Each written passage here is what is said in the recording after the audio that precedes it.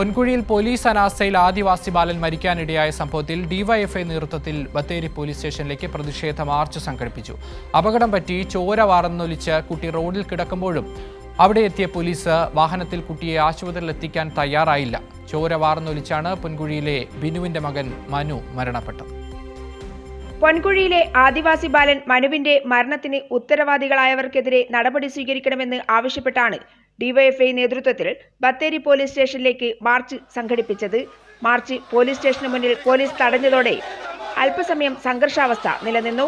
അപകടം പറ്റി ചോര വാർന്നൊലിക്കുന്ന കുട്ടിയുടെ അടുത്ത് പോലീസ് ഉണ്ടായിട്ടും പോലീസ് വാഹനത്തിൽ ആശുപത്രിയിലെത്തിക്കാൻ സന്നദ്ധരാകാത്ത പോലീസ് കൊലയാളിയാണെന്ന് മാർച്ച് ഉദ്ഘാടനം ചെയ്ത ഡിവൈഎഫ്ഐ ജില്ലാ സെക്രട്ടറി കെ.എം. ഫ്രാൻസിസ് പറഞ്ഞു.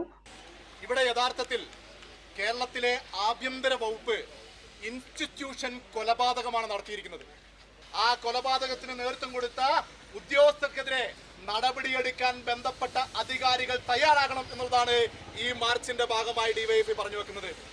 ഡിവൈഎഫ്ഐ ജില്ലാ പ്രസിഡന്റ് കെ.ആർ. ജിതിൻ, സംസ്ഥാന കമ്മിറ്റി അംഗം ഷിജി ഷിബു, ഭാരവാഹികളായ ജോബിൻസൺ, അർജുൻ ഗോപാൽ, ഋതുഷോപ് തുടങ്ങിയവർ സംസാരിച്ചു. കൈരളി ന്യൂസ്, വയനാട്.